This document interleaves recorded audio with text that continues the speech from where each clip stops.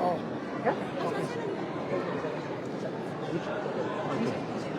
Bakka dubartoonni jiru.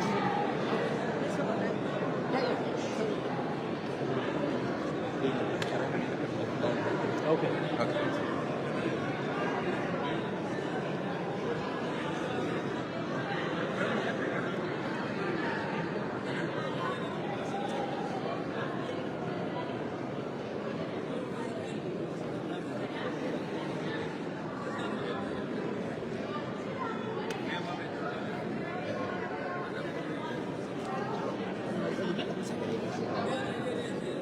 Tokko lama sadii tokko lama sadii kun tamsaasa kallattii kitaaba Hingaabbuu Minneapolis Minnesota irraa darbaa jiru.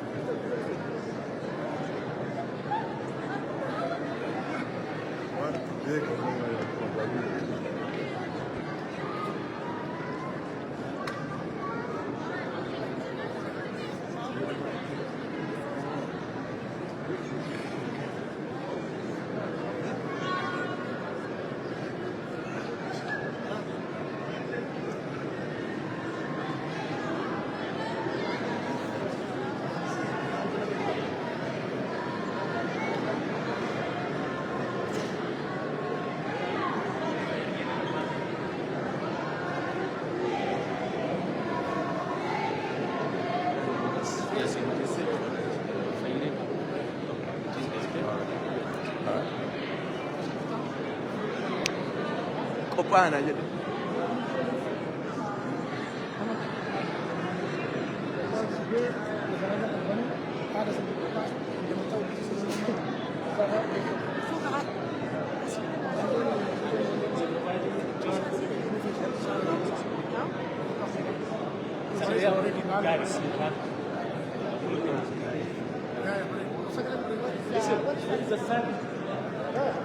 Kun tamsaasa kallattii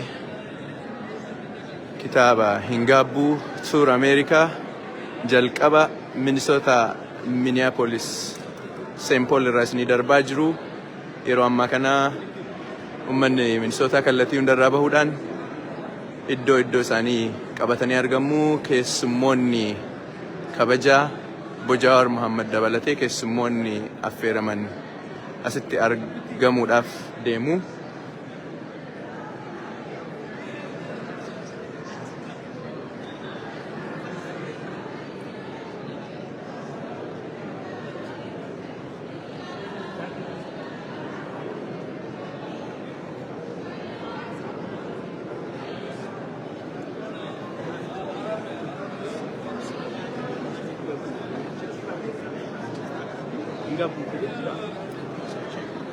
Check the speed.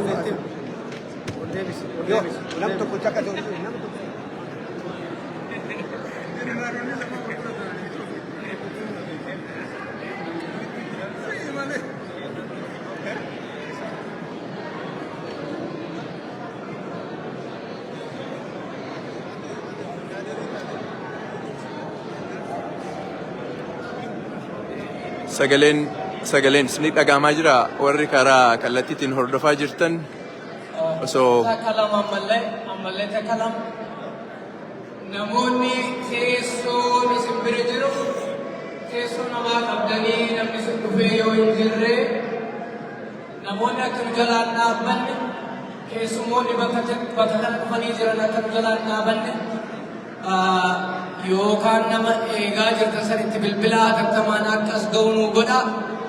Akkasillee yoo ta'u baatte immoo namoonni jidduu kana dhadhaabbataa jiran akka hin dhaabanne duubarra akka jiranillee akka hin dhaabanne akka nu gootan kabajaan isin gaafanna.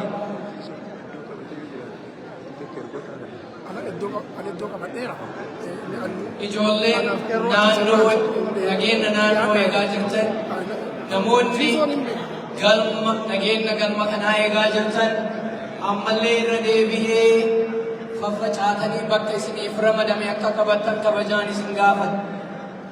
Ijji teessan nageenya mana kanaa kan irratti akka ta'u irra deebi'ee isin yaadachiisa.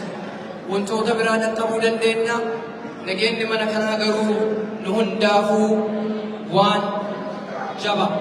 Kanaafuu akka dandeettaniin bakka keessan qabadhaa. Polisa qabaa, security qabaa, nama lamaan al I don't need anybody here.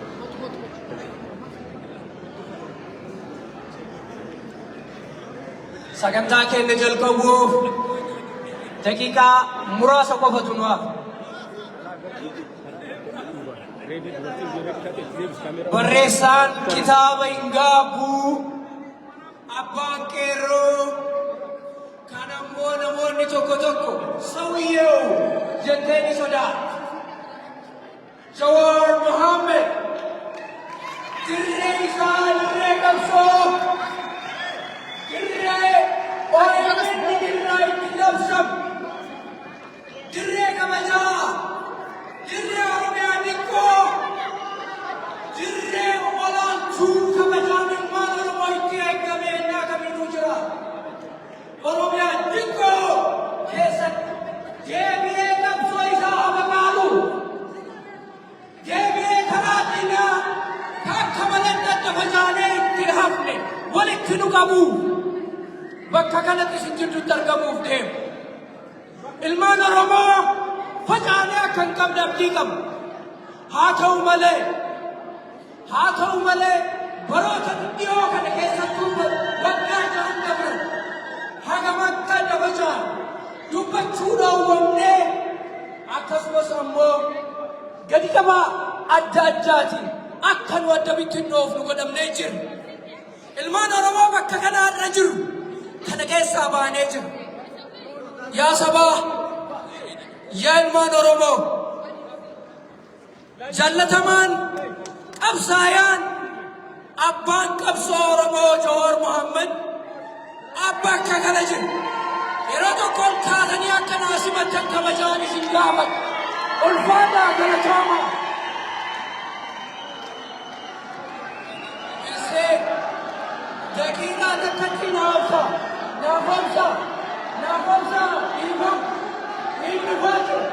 Yes, Jawaar! Our voice is so low. We can call it. Yes. Now obsa. Haga dandeettanii bakka akkasin dhaabataa turuu dandeettu. Daqiiqaa muraasa. Egaa kabajamtoota daawwattoota keenyaa yeroo ammaa kana Jawaar Mohammed gara kallattiidhaan gara namoonni lakkaa'aman bakka argamanitti bakka adda addaatti nu qoodee addaan nu babaasa. Addaan ba'an Oromoon tokko mirga keenyaaf ni falmanna. Saba keenya yeroo kamiyyuu ni ijaarra. Ilmaan Oromoo bara dheeraaf gabrummaa keessa turanii jiran. Gabrummaan nurratti muramuu qabu. Gabrummaa ilmaan keenya dhaalchifu. Akka jeneraal Waaqoo guutuu jedhan gabrummaa nutti dabarsanii hin jiru. Nuti gabrummaa garuu ilmaan keenyatti hin dabarsinu. Dinna jechuu danda'uu qabna. Dinna ilmaan Oromoo addan baanu gabrummaa ilmaan keenya dhaalchifu. Kabajaa guddaa isiniif qabna. Dhiifama waan isin dhaabeef. Yoo jiraate sagaleen isin dhagamaa yoo jiraate nu beeksisaa. Bakka tokko ni qaban sirriitti gadi kaameraa bakka tokko.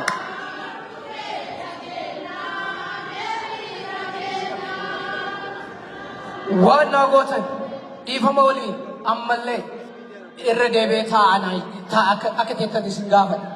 Dhiifama lugaama kiyya hin qaba kana booda lugaamni kiyya xiqqoo isiin ni jarjara hawwii qaburraayi fedhii qaburraayi fedhii Oromoo takkaa waggaa jaha keessatti Oromoo takkaa akkana tokkummaa isaatiin waliin qabamee argin beeku. Ilmaan Oromoo akka facaanee turre akka adda baanee turre ni yaadattan.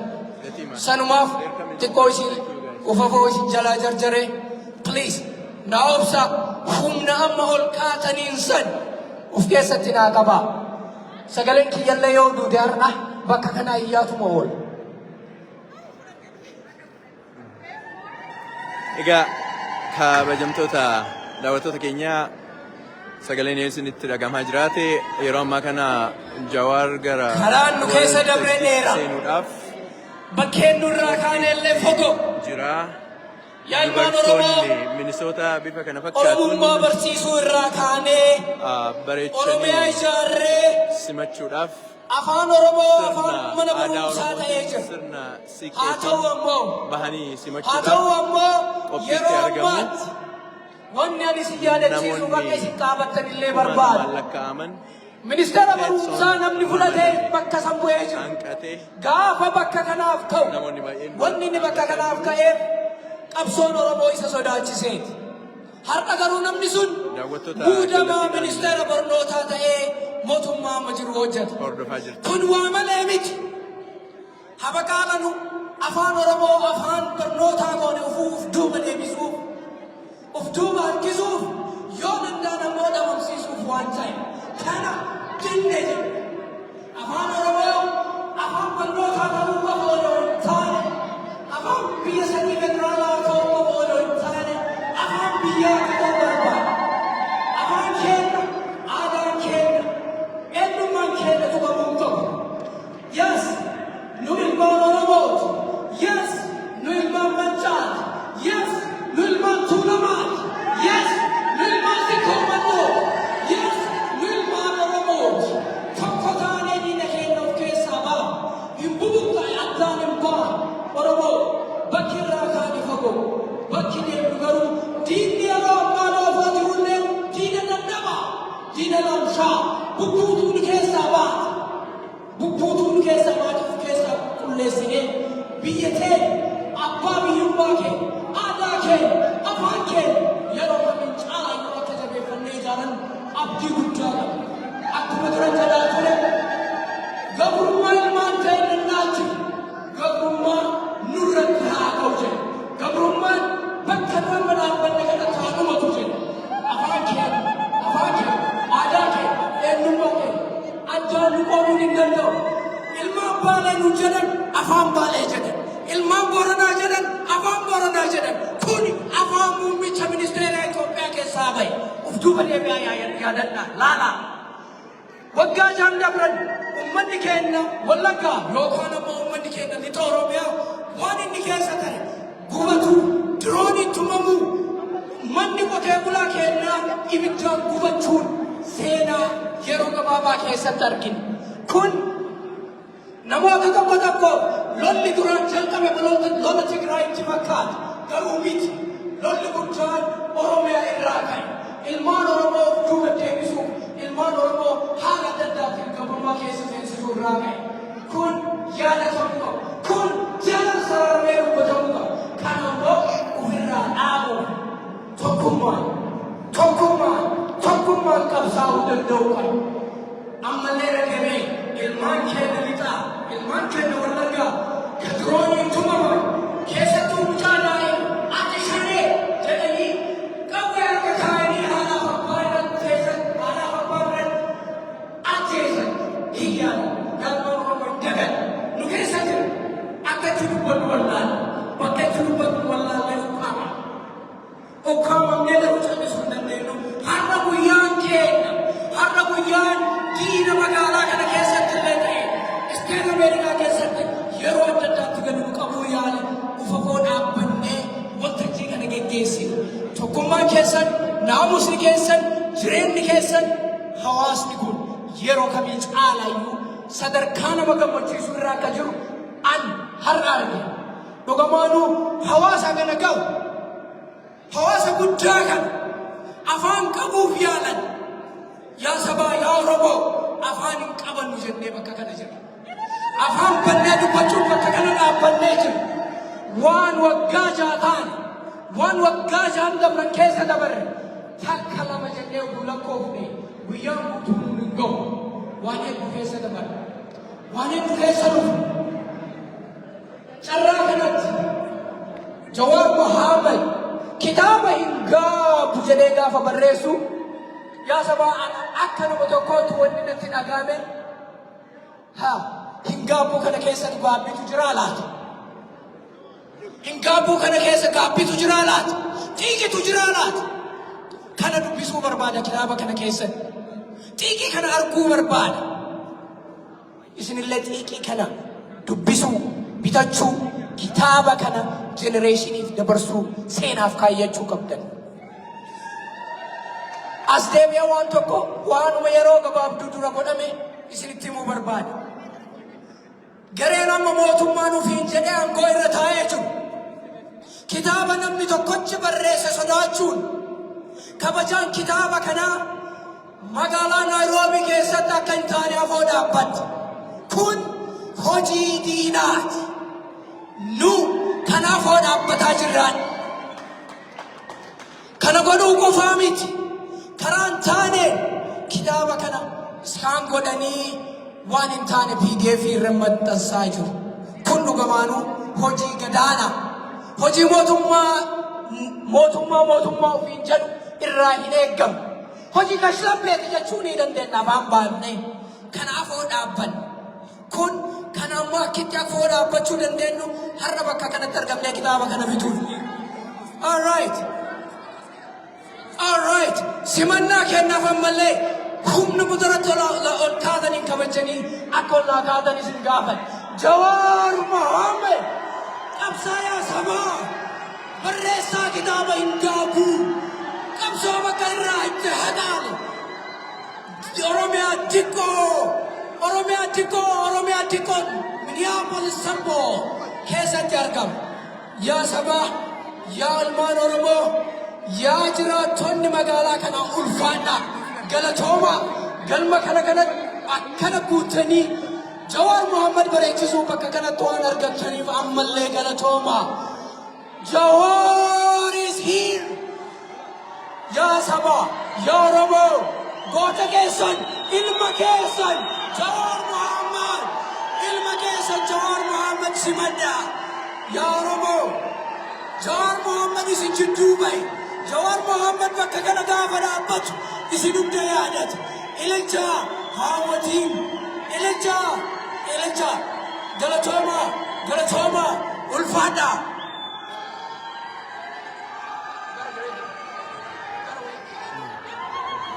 Kabajaa keessaniif dhaabbatee jira tokko harka isaa ol qabaa jira. Harka isaa ol qabee nagaa isiniin jechaa jira. Nageenyi kun isin hunda qabu. Galatooma ulfaadhaa. Galatooma bakka keessaniif naa deebi'a. Akkuma duratti bareennee teennee jiru sanitti bareennee haa teennu. Ulfaadhaa galatooma. Ulfaadhaa galatooma. Ijoolleen nageenya galma kanaa eeggaa jirtan yeroo kamiin caalaayyuu nageenya galma kanaa akka tiksitan ammallee irra deebi'ee si yaadachiisa. Namoonni kaameraa qabatanii fagoo kana jirtan akka dandeessanii kaameraa keessatti qabadhaa gara duubaatti naa deebi'a. Ammallee irra deebi'ee si gaafadha.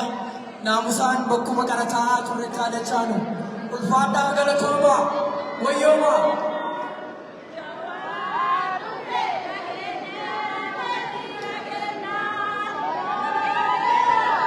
Sarara sadaffaa irratti dubartoota ta'e qaama keenya lammaffaa kan yeroo kamiyyuu saba isaaniitti xiqqii seenan dhugumaanuu haala kanaan bareeddanii Jawaar Mohammed ilma keessan keessan jidduu bahe obboleessa keenya nuu simachuu keessan galatoomaa isiniin jedhe namoonni sarara sadaffaa irra kursii isaanii irra teessanillee akkuma asii isaan kabajetti isinillee kursii sadaffaa irraa kabajaan akka lamaffaaf sadaffaa irraa kabajaan akka gannaa dhiiftaniif kabajaan isin gaafadha.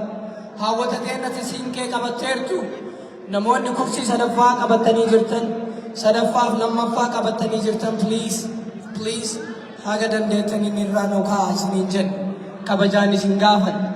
Namoonni fagoo kana tokkoffaa irratti illee qabatanii jirtan yoo dandeettan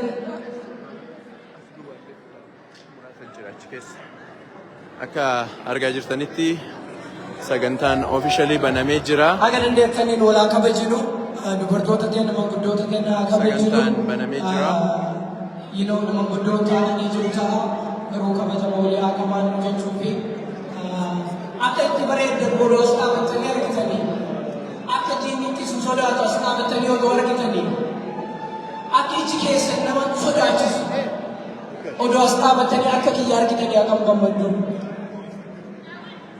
Ummata keenya akkuma duratti isiniin jedhe karaan irraa dhufne fagoo bakki itti ga'uuf deemnullee fagoo kanaaf ammoo yeroo kamiin caalaayyuu wanni nu barbaachisu guddaan tokkummaa keenya nageenya keenya naamusa waan sadiin kana qabannee galma kanaarra naamusa bareedaa akka Oromiyaa diqqoo taane odoo ta'in akka Jawaar Mohammed nu keessaa bahe argisiisuu danda'uu qabna.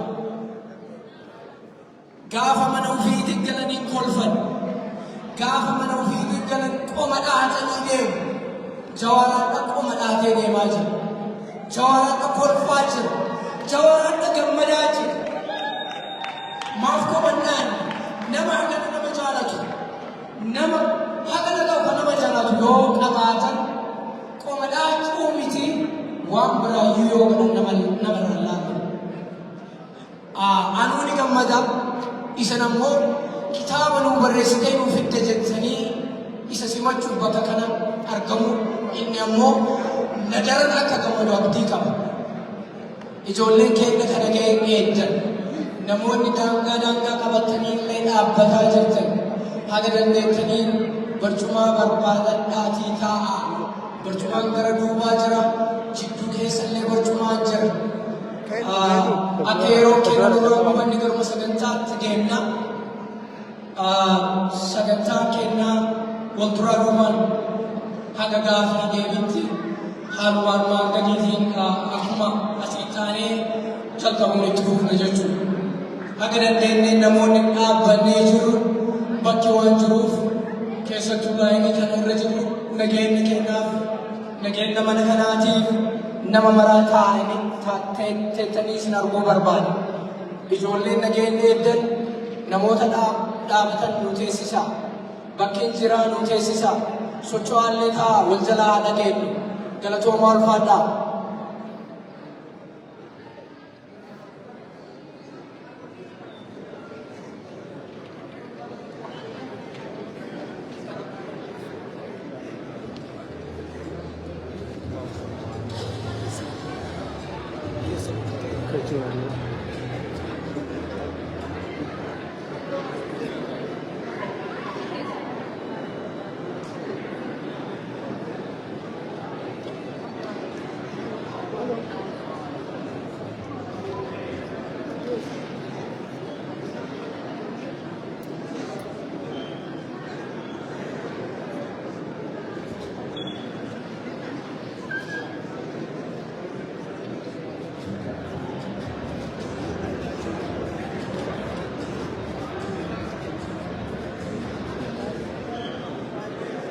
Akkuma aadaa keenyaa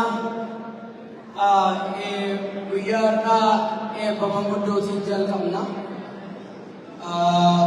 Manguddoo lama bakka kana barbaada. manguddoo lamaa bakka kana barbaada.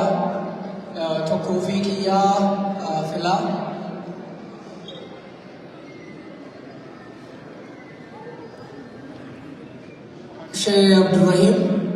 Sheikh Abdurrahim, Dr. Sheikh Abdurrahim Doyo, gara waltajjii akka nu dhuftan isin gaafadha. Shaatoo. Haji Shaatoo isinillee gara waltajjii kana akka naa dhuftan barbaada. Guyyaan kun guyyaa eebba kitaaba Jawaariiti. Guyyaa kana eebbisuun isinirraa bareeda.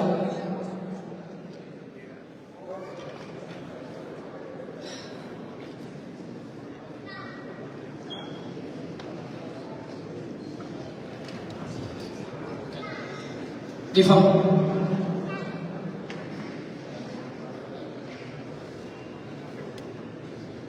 Difam naamara mangguddoo keenya lamaan dhufanii akka nu eebbisan kabajaan isin gaafadha.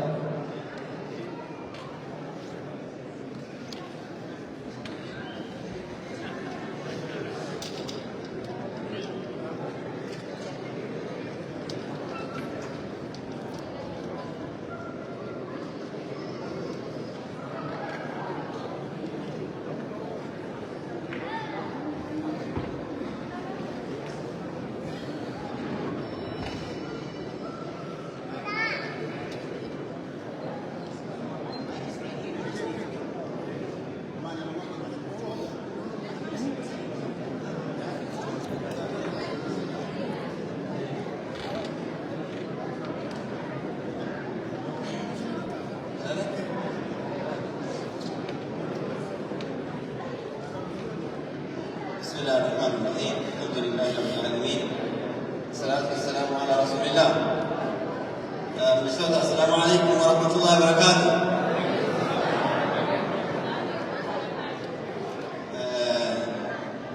مينيسوتا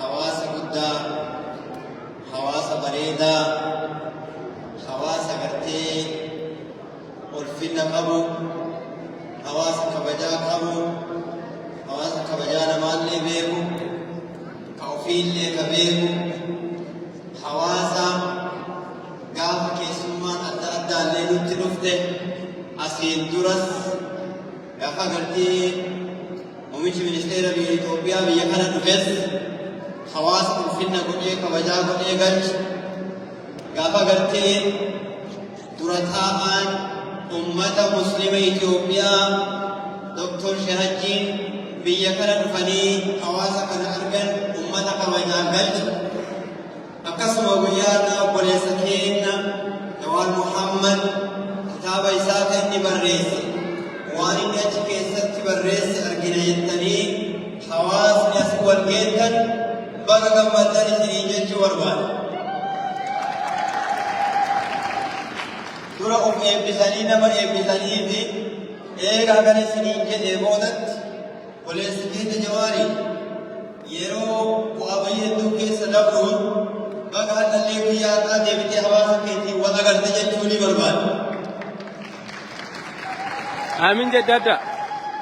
Akkasuma kitaaba hedduu waan hedduu keessatti hammate qabatee hawaasa keenyaaf gumaachuu keetiin irra deebinee galatoomi siin jenna wanni ati Oromoo goote.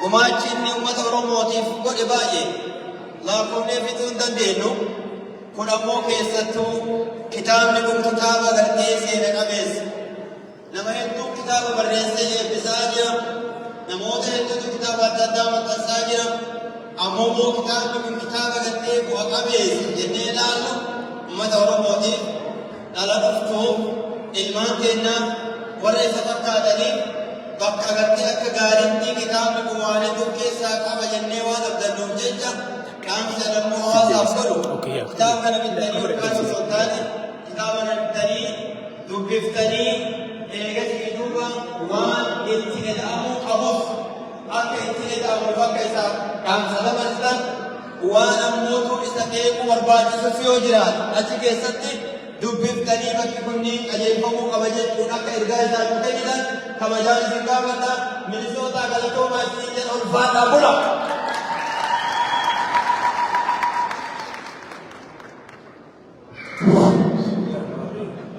السلام عليكم يا كيس السلام عليكم أبونا الكلام أبونا إلهي فما ربي سيادنا بشو قلتنا ربي سيادنا ربي قدام والتاي والفني سادي والفني سيادنا والفني سيادنا والباقر إسادي كانا إساد ومري كتن ودي جوز أبشير أمت أفوري جلدي بكيس درنا درنا كيساتك الإسلام أمت أفوري لو تبي تقطع وممكن تقول بواسطة إلى الجيش على الأسباب أسجوا إلى الجيش ودي والباقي أفوري أكيد والجيشني أمت أفوري دي وإبن وجينا موديل ربي بجري بورسة مريم الجيش باري باس يقبل ساتلايت مدين ساتلايت جابا كباسة يسكبل جوهر الجيش يا أمل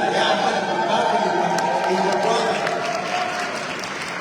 إيكو مجالا خيسة سيرو يو إيكو مجالا خيسة سيرو وانا جايب الجيش جمولا كتابة بيتادا كتابه بين الحق والباطل الآبي باطلا الجواب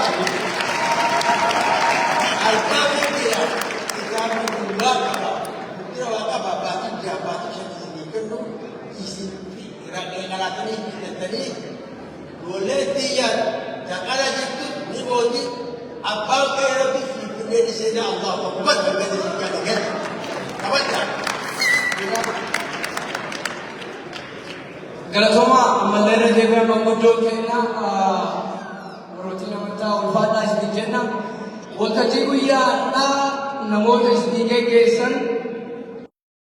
itababe zan dube bakagana tisna fera insan lamana na wata jigana isni gesu anamos makisura ulfata galatoma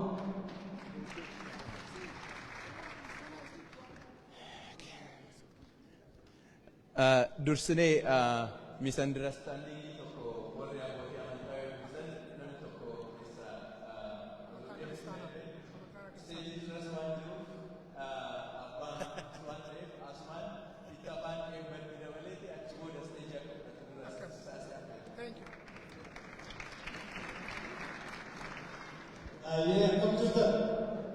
akkam jirtu baga jiraattan anaa dhufu asumani keesi stages keesiranii walumatti maknee godhaga waaqayyo waa mul'eessu waaqayyo keenya saba keenya tokko dhufamu waaqayyo bahaa dhiyaa kaabaa kibbaa karaa saba keenyaa yaada saba keenyaa tokko godhee waaqayyo oromoo bara isaa guutuu kan hawwe bara isaa guutuu kan barbaadu nagaa dimokiraasii mirga biyya ofirra lafa ofirra jiraachuu waaqayyo bara isaa guutuu isanni hawweef barbaade kana waaqni isa haa gonfachiisu waaqayyo nu haa milkeessu akkuma kana gara sagantaa isattaanutti darbuudhaaf maqaan koo itti afaanaan jedhanii har'a iddoo kanatti geggeessuudhaaf akkani gargaaruuf koreen kun waan na gaafataniif egaa ilmi Oromoo tokkichi biyya dhufee keessummaan biyya dhufee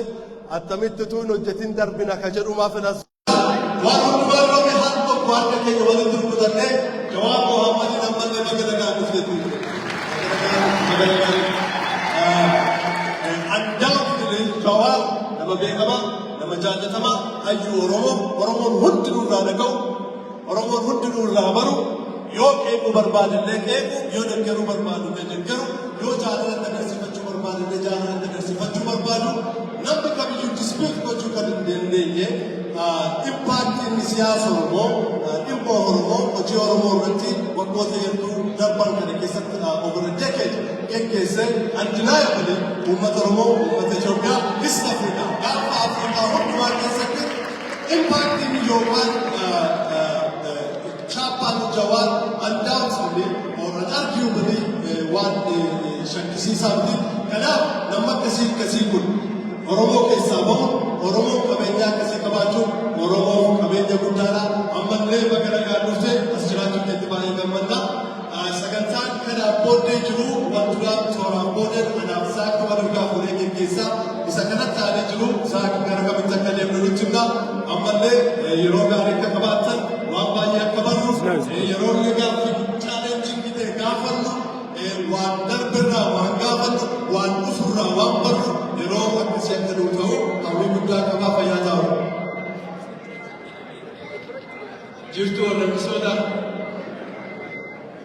maayikii daganneerraa walumaan bannee deemine meegaa akka itti dubbatanii akka itti dubbatan suguma jedhaa laallaa ittafaadhaan hedduu galatoomtedhaa ittafaallee kiliinillee koree waan kana sirreessuudhaaf kaleessuudhaaf waan hedduu keessa bahanii haala kana fakkaatu waan bareedaa kana qopheessan koree guutuu keessattuu immoo Saadiq Digo waan bareedaa kana Shaajidha baay'ee shaajidha maal goota seetu ispiikarii daadhuu dhaabat achi asuu dhaabat. warri Minisootallee yeroo baay'ee uummanni bifa adda addaatiin adda faffaca'ee jirutti yeroo walitti qabamuun ulfaatte keessatti abbaan walitti qabu abbaan tokkummaa Oromoo baraa fi kutatamee taa'amisanis duula Oromoo irraa ka'uudhaan OMN hundeessuudhaan qabsoo biyya sadii geggeeffame keessatti waan Jawaar gochaa ture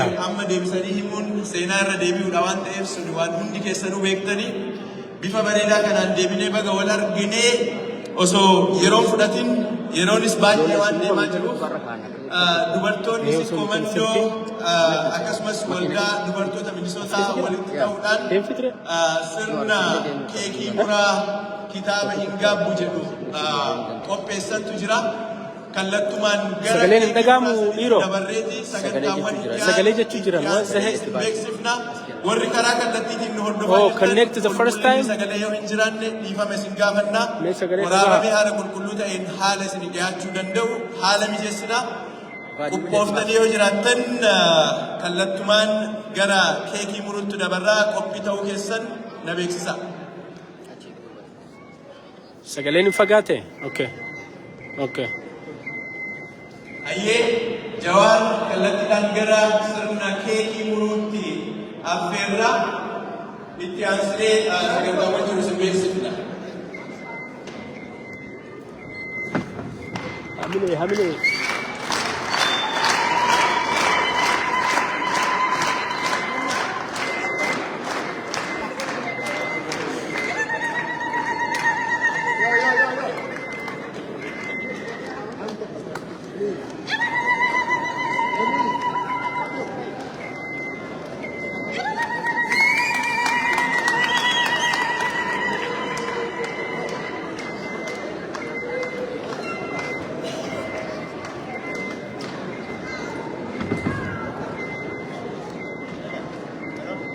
Tani sagaleen dhagamu.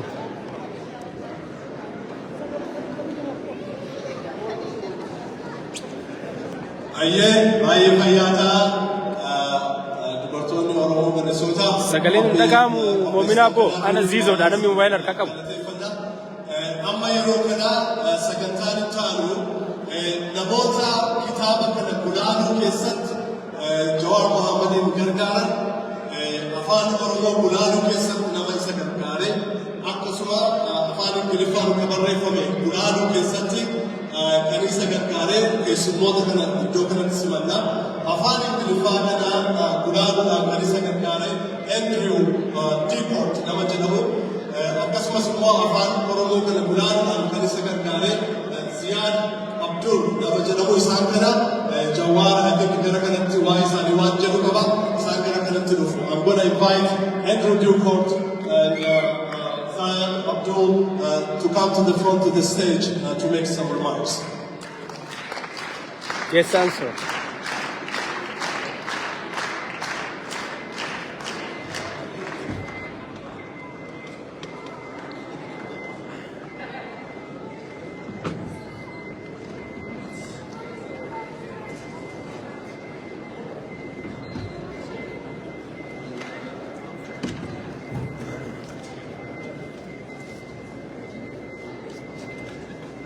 yeroo kana Ziyaad Abdullee kitaaba kana gulaaluu irratti akkasumas immoo rimaarkii godhaa isa kana isteejii kanaatti sababa.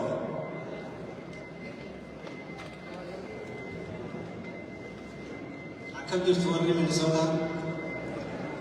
Ani gaafata fuuldura dhaabannee uummata adda baay'ee fuuldura dhaabannee asumas mana ekspiriyaansii qabu.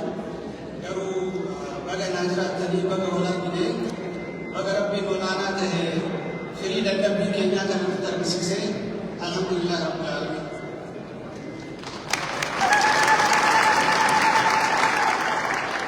Kitaaba kana yeroo dheeraadhaaf itti dadhabne akka soddaan kiyya tokko jedhee jawaarii kana Azraa'eel lubbuu keessaa fuudhuu dide malee inni illee gisee bara Azraa'eel irratti deemaa naan jedhu. Namni keessa darbine maraa hin beekanii alagaan waan ilma keenya gaarii kana nu jalaa fudhachuudhaaf waliin sin beekanii rabbiin san hunda argitanii san hunda dabarsee lubbuun isa jiraachisee kitaaba kana barreessee asiin ta'uu isaatiin komitmentii guddaa fudhatee kana barreessuu isaatiin inni haa galatoomu rabbiin seenaan akka awwaalamne immoo haa ulfaatu. Kitaabni kuni yeroo jalqabaatiif barreeffama inni harkaan barreesse bara 2021tti argee barreeffama doktorri barreesse fakkaataa baay'ee ulfaata. Barreeffama inni akkasitti guyyaa guyyaan barreessetu irra taa'ee barreessetu kitaaba fuula 500 ta'e. Kitaabni kuni seenaa hedduu qaba. Seenaa jireenya isaa kan isin TV irratti hin argin, kan inni miidiyaa irratti hin dubbatin, kan hedduu isin ajaa'ibu qaba. Argitanii seenaa wayita ijoollummaa alagaa mucaa kana fuutee deemtanii kasii qabama godhuu barbaaddu rabbiin sababa godhee lubbuu isaa baraarsa. San boodas yeroo hedduu lubbuun isaa halaaka irraa hafu jechuudha. Kitaabni kuni seenaa uummata Oromoo qaba. Waan qabsoo bara qeerroo kasan duraatis keessa dabree of keessaa qaba. Waan immootu rakkoo amma keessa seene akka biyyaatittis akka gaanfa Afrikaatittis rakkoo keessa seene keessa akka itti bahuu dandeenyu furmaatas akeekaa. Nuti immoo kitaabni kun kitaaba seenaa baadhate qofa osoo hin ta'in kitaaba afaan Oromoo qulqulluu ta'e kitaaba qubee afaan Oromoo kabaje kitaaba argitanii qulqullummaa isaatiin sadarkaa eeggate kan dhaloonni irraa baratu kan dhaloonni ittiin boonu boonnee bulaalle.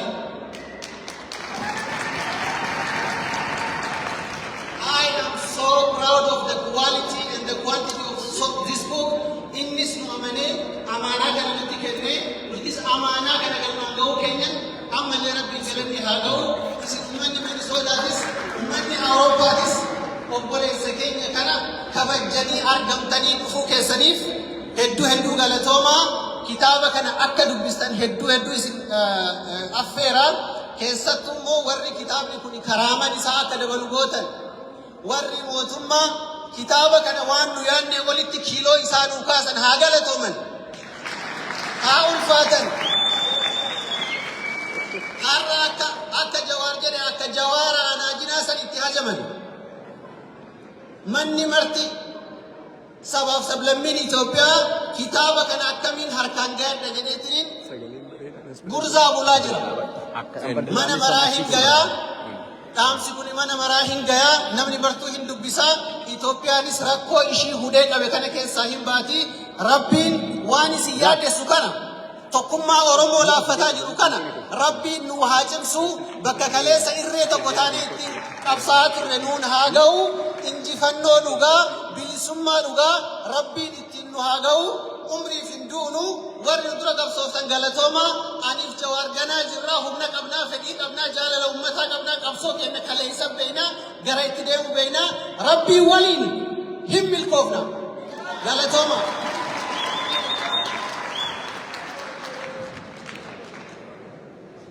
Ayyee galatoomittiin jenna Zayyaadeenii kitaaba kana gulaaluu keessatti gahee guddaa nama taphate akka walitti rukutaa fayyaa ta'ee hojii kana waan hojjetteef ittiin jedha. Akkuma kana immoo namni akka bitaa jawaariin jiru Andrew D. Court jedhama. Andrewni nama afaan Ingiliffaa hin gaabbu isa jiru Ingiliffaan barreeffame nama gulaanaa jirudha. Andrew kuni baay'ee keessan beekta yoo ta'an beeka Facebook irratti article inni barreessu baay'een dubbisaa. He is a very objective, balanced writer. Wanta inni dubbisu baay'een jaalladha. Karaa amantaas haa ta'uu dhimma Itoophiyaa kana dhimma Oromoo kana wanta inni barreessu baay'een jaalladha. Jawaar kanas challenge godha waan tokko tokko irratti article isaa dhumaa dubbiseera. Jawaari wajjin jaalala attamii akka isaan gidduu jiru waliin falmii waliin mormii dubbii irratti wanta akkasii akka isaan gidduu jiru waan dheeraa barreessee ture Facebook irratti torbanuma darban kana namni kun nama baay'ee jabaa barreessaa gaariidha. Inni amma as dhiyaatee haasaa godha. Andrew D. Court, I'm going to invite you to the stage. I was just making a remark that I always enjoyed all your articles on Facebook. I follow whether it is religious articles or political articles. I've been enjoying your writing. So you are a very well articulated, very balanced and objective writer. So thank you for that.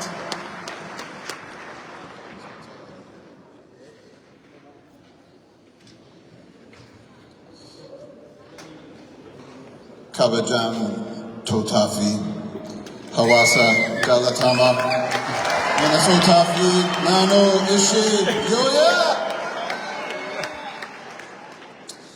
My name is Andrew DeCourt. I love people and I'm committed to human flourishing, especially for people typically forgotten, excluded, or hated. I've worked as a pastor, a professor, and a peace advocate in Ethiopia for many years. And I'm truly honored to be with you today and to address you with these brief words. When I began my journey in Ethiopia in 2004, over 20 years ago, I never anticipated that one of Ethiopia's most famous or infamous public figures would ask me to edit their memoir and to be on this stage with them. Of course, I'm referring to Jawar Mohammed. At the time, I was 21 years old, and somewhere in Addis Ababa, or Gondar, or Lalibela, and Jawar was 18 and somewhere in Oromia, Singapore, or Sri Lanka. Life is full of surprises. 20 years later, I'm grateful for Jawar's trust and invitation to edit his memoir titled in English, No Regrets, Reflections on My Journey and the Cairo Struggle. As a writer, I know how vulnerable it is to share my work with readers. And also as a writer, I know how even more vulnerable it is to share my work with friends, to be edited. So Jawar, I don't take this lightly, and I want to say thank you to you. Jawar and I first connected 14 years ago in 2011. This was before he was well known and before he had 2.6 million Facebook followers. At the time, I was a PhD student at the University of Chicago, and I had read some of Jawar's online writings. And we began a brief correspondence, and Jawar was kind to share some of my writings on Facebook. And then 7 years later, in 2018, I was working in Ethiopia on a project called the Neighbor Love Movement. And our message was simple but powerful. The other is not our enemy. The other is our neighbor. Every other person is someone we are morally connected to and have equally precious value in common with. I was inspired to start my work in Dreidwa. If you remember, at the time there was intense communal violence in Jijiga, and there were lots of people who were fleeing from Jijiga to Dreidwa. And also at that time I was invited to give a lecture at the at City Hall in Dreidwa to an audience full of high school students like this. And at the time I gave a lecture inviting these young people to love their enemies. I made a case why the most important message for the moment is to love the enemy. And I'll never forget, after I gave that talk, there was a young woman who came up to me with her beautiful hijab, and I could see that she was full of passionate energy. And I couldn't tell if she was angry with me or if she was excited. But she came up to me and she said words that I'll never forget. She said, "Dr. Andrew, no one has ever told me to love my enemies before. But starting today, I will love my enemies and I will teach others to love their enemies." That was a crucial turning point in my life. I began asking questions like, how many other young people are there in Ethiopia and other places who are sick of conflict and who are waiting for someone to invite them into a path of loving their enemies rather than trying to eliminate their enemies. And that was the beginning of my work, trying to travel Ethiopia and inviting young people like Ferdosa and others to embody the practice of love across boundaries of difference and conflict for the sake of human flourishing. It was around this time that Jawar and I became friends. I reached out to Jawar and I asked if we could do an extensive interview about his childhood, about the role of faith in his life, about his moral figure in Ethiopia who was very angry with me. And he said, "Andrew, how could you spend time with Jawar and have a fair-minded interview with him?" And then since then, countless media platforms and individuals have weaponized my engagement. And I remember there was a meme that was going around saying that Jawar was... I've noticed, Jawar, that when people want to try to attack me, they often post my pictures with this guy. And they say that I must be involved in some scheme to overthrow the Ethiopian government or to destroy the Orthodox Church.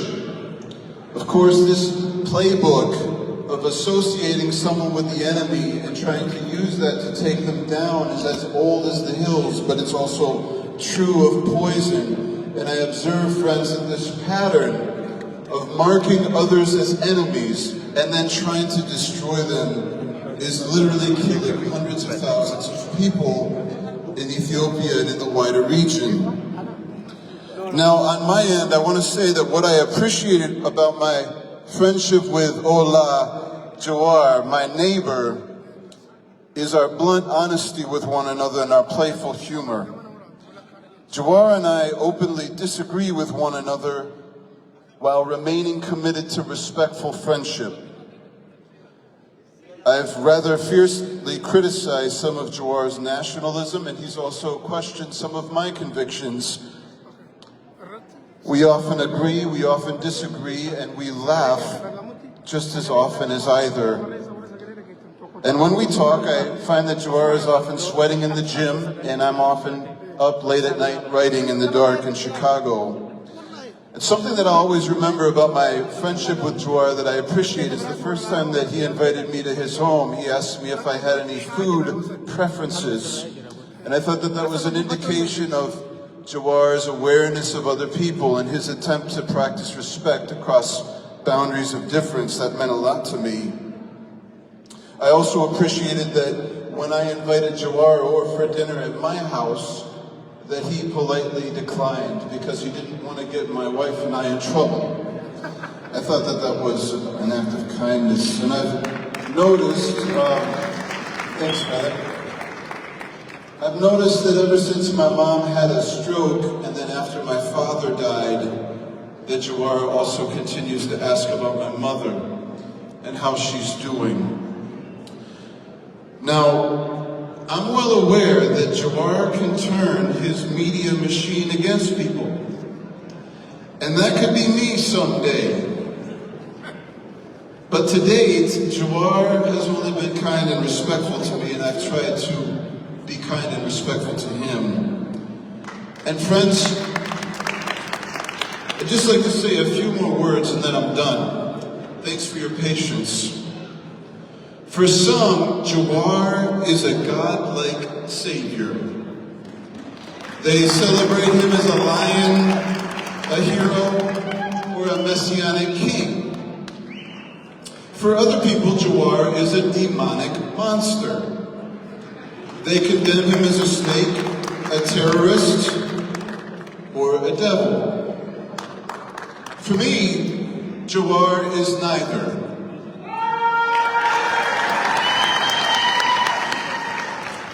Jawar is a God-made human being. He's a beloved neighbor, and he's a fallible friend.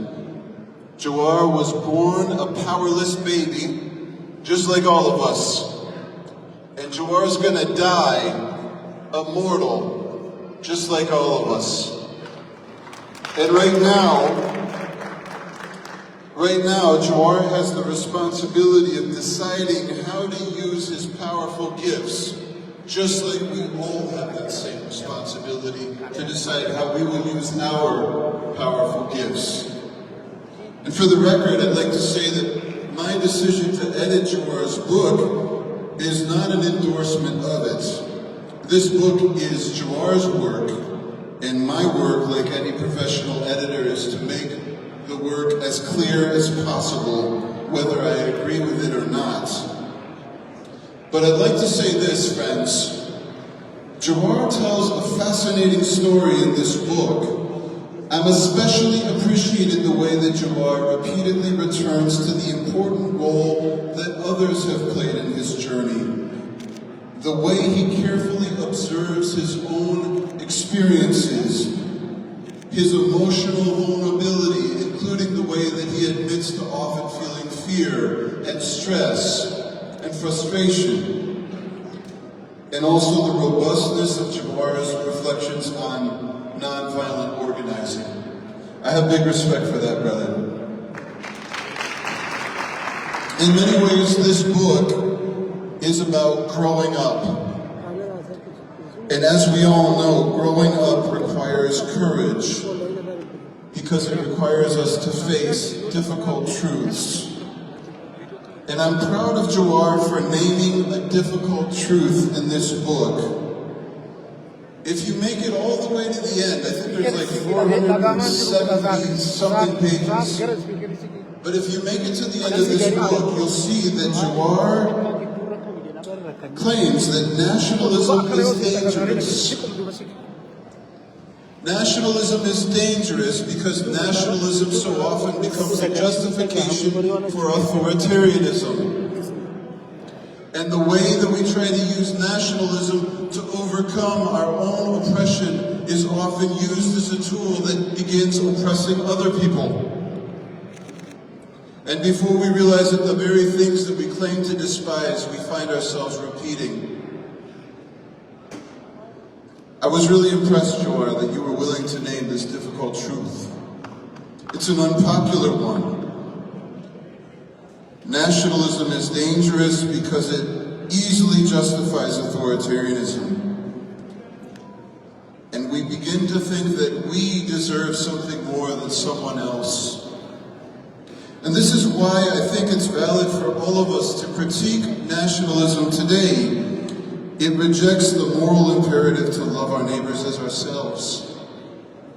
Nationalism says, if you're part of us, I will treat you one way, but if you're part of them, I will treat you another way. By contrast, loving our neighbors as ourselves is a moral revolution. It means if we desire safety, dignity, and opportunity for ourselves, we must also desire safety, dignity, and opportunity for everyone else, including those we may be tempted to see as our enemies. So in the conclusion of this book, Jawar writes something that I'd like to quote to you, and then I'll be finished. At the end of No Regrets, Jawar writes that Ethiopia faces what he calls a profound moral crisis. Okay. And this is what Jawar writes. Quote, when state power is used solely to safeguard the interests of an individual or narrow group to the detriment of others, power becomes a source of harm, leading to far-reaching consequences. The oppressive authoritarian system that emerged from within the Oromo people has inflicted direct harm on them Beyond that, it has also damaged other ethnic groups, leaving the Oromo in a double bind as both victims and participants in perpetrating harm. The only way to break free from this destructive cycle is to focus on building a democratic system. We need to adopt a national vision that transcends personal ambitions and narrow group interests.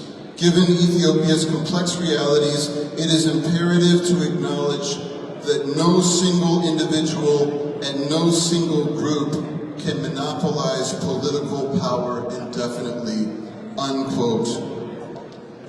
Jawar, I'd just like to say in the years ahead, I look forward to the ways that you continue to put this vision at the center of your work, that no single individual or power can monopolize power, but instead must work for the democratic flourishing of all. And that is a life that is truly a life without any regrets. Thank you so much, Galatoma.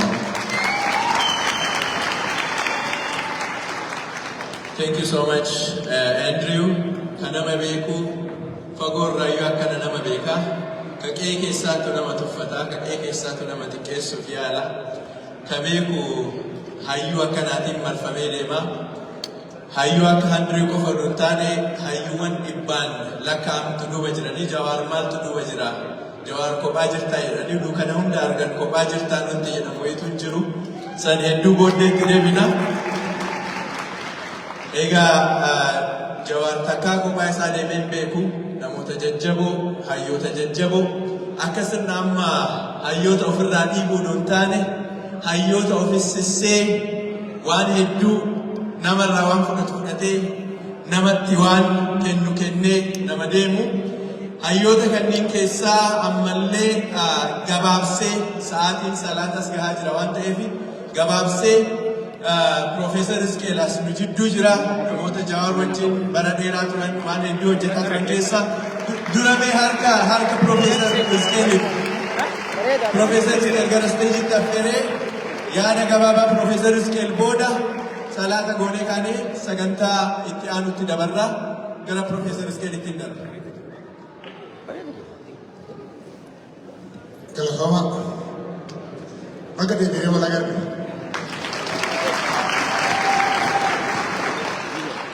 Asirraati gaafa dubbatamu kitaaba barreesse Jawaarii kitaaba eebbisiifachuudhaaf as jira jedhamee dubbatamaa ture. Seenaa barreessee jedhe. Ani seenaa barreessuu isaa agarre. Yaadannoo isaati. Yaadannoon isaa eessaa akka dhufe nutti hime. Muuxannoo maaliitiin akka guddate nutti hime. Hunduma keenyaatiif immoo warra wajjiniin turreefis warra gama gamana dhaabateefis waan nu yaadachiisu qabaa jechuudha. Yaadannoo mataa isaatii duwwaa miti. Dhugaadha eessaa akka dhufe. Anamma bakka inni itti dhalate maal akka inni fakkaatu harmeen isaa eessa akka turanii abbaan isaa maal akka ture gaafii irraa dhagaheera. Akka kana immoo barreeffamaan gaafa dhiyaatu barruudhaan gaafa dhiyaatu isa baruun namatti tola. Wal baruudhaaf hin tola. Asirratti waan ani itti barbaadu yaadannoo mataa isaatii waan nu yaadachiisus qaba. Tokkoffaa isin warra as keessa jirtan uummatni Oromoo akka kana mana guuttanii waggaa 6 dura akka kana mana guuttanii as duwwaa miti addunyaa mara irratti wal argaa turre. Waggaa 6 wal argaa turre. Gaafa sana yaadadhaa. Gaafa sana ittiin yaadadhaa gaafa wal argaa turre addunyaa fuulduratti seenaan akka hojjetame. Lammata kitaaba yaadannoo ta'e keessaati isa jalqabaati malee isa dhumaa miti kun. Inni iyyutti dabalee tananii barreessaa jedheera waan yaadatanii fixan miti. Yaadannoo inni sitti dabaladhaa warri kaan sitti dabaladhaa kitaabota qabsoo Oromoo isa dheeraa keessa isa waggoottan meeqa dachaa meeqaan ta'e keessatti sadarkaa tokko irratti sadarkaa qabsoo qeerroo warraaqsa qeerroo jedhamu keessatti akka inni itti yaadatetti seenaan isaa barreeffamuudhaaf iyyuu hin qophoofne maaliif seenaa isaatu hin xumuramne seenichatu hin xumuramne seenaa qabsoo Oromoo sanatu hin xumuramne beeksisa isaarratti agartaniittu gar tokkooni waan amma har'a hojjennee akka har'aatti hojjennee fi waan hangaabuu hin qabu baga hojjennee waan hojjennee fi ammayyuu irra dhaabbannee ammas mirkaneessinee addunyaafis uummata Oromoofis diina hundumaatiifis hin agarsiisna waan gaabbinu hin qabnu akkas jechuu garuu waan dogoggorra hin qabu jechuu miti dogoggorra keenya irraa baanee deemnee kaana kana yaadadhaa jechuudhaatiif hin jedhu hin xumuramne xumuramuu dhiisuu isaatiif immoo kitaaba eebbisu jedhame garuu immoo itti aansees wanti dubbatame jira. Qabsoo Oromoo isa itti aanu irratti immoo in mari'annaa kan jedhu sirra waan jiruuf jechuudha. Kitaabni kun kana yaadadhaa. Waan kanaan dura ture qabsoo Oromoo isa injifannoodhaan xumurame nu yaadachiise malee injifannoon nu yaadachiise malee injifannoon lafa qabachuu isaa nu yaadachiifne waan nu yaadachiise galatoomne. Garuu immoo ammayyuu boqonnaa haaraarra jirra boqonnaa kan biraarra jirra baga deemnee wal agarre baga wal yaadachiisne asii gaafa galtan garuu kitaaba eebbisnee galle jettanii achumaanii dubbeen achi fidaa kitaabni boqonnaa qaba boqonnaa tokko dhabu kitaabichi barreeffame hin dhumne ammallee gara barreeffamuudhaatiif adeemaa jechuudha isinii wajjinis baga wal agarre nutis baga wal agarre wajjin ta'uu keenya warra jibbuuf immoo wajjin ta'uu keenya warra hin jaallanneef immoo ingaafuu jechuudhaaf jedhee galatoomaa dhufee dhiyeessiif barbaaduu hedduudhaa galatoomaa.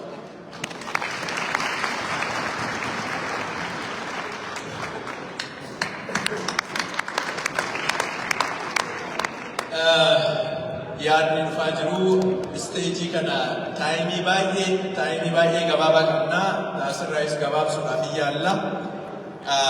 Akka yaada kiyyaatti itti aansee Jawaar affeeree Jawaar haasaa erga godhee booda salaata xiqqoo du'achi nusistanii nutti tola.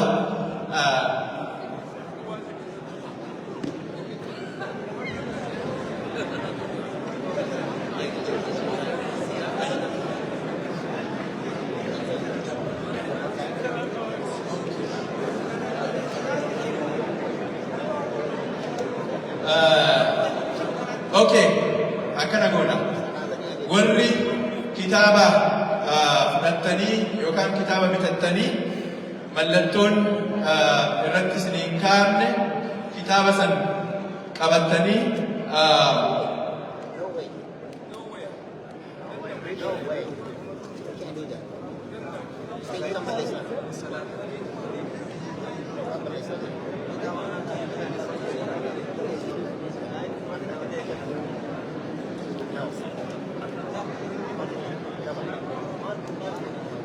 Alright. Itti aansuudhaan yeroo geessee gara waltajjiitti affeeree maal jettane shata salaata booda haa ta'u ayyee salaata booda buuka yeroo geesseen sagantaa jiddumaa fudhadhaniifan bakka kana sa'a 7 taanaan nurra cufamaa nama hedduutu yaada Jawaarii waa gaafachuu barbaaddu yoo ka danda'amu ta'e ishaa irratti nu fudhadhaati nu obsa yoo hin danda'amne immoo walumaan dalanna balbala kana nurra cufan sa'a 7 taanaan dhiifama guddaa nu godhaati yoo danda'ame garasiin nu godha.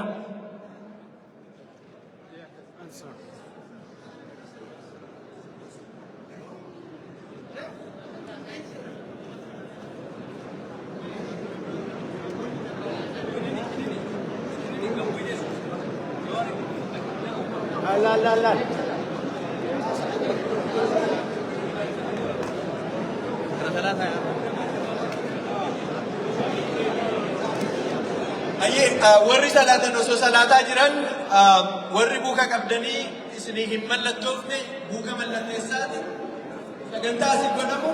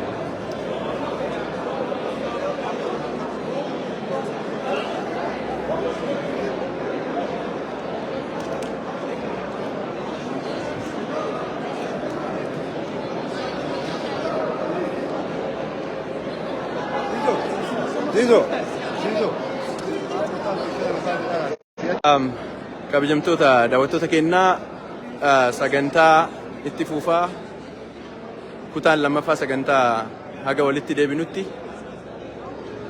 boqonnaa muraasa booda kutaa lammaffaadhaan walitti deebina wal agarra.